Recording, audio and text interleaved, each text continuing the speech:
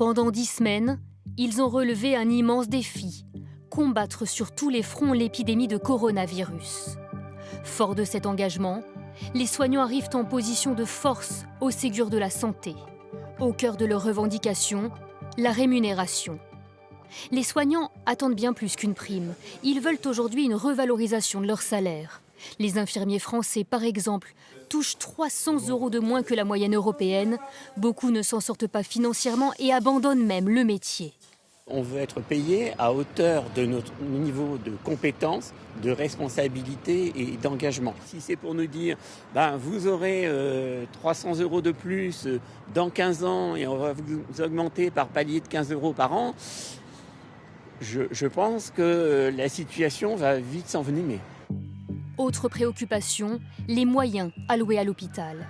Avant même la crise du Covid-19, la profession crie sa colère dans la rue.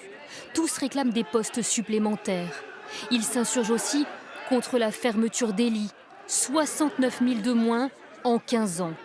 Ils condamnent également l'administratif et le financier, devenus selon eux trop puissants, et souhaitent que le médical revienne au centre de la gestion de l'hôpital.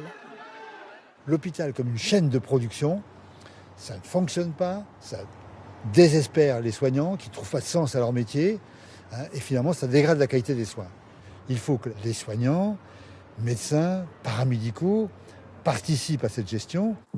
Les personnels des EHPAD espèrent eux aussi voir leur salaire augmenter et leur carrière revalorisée.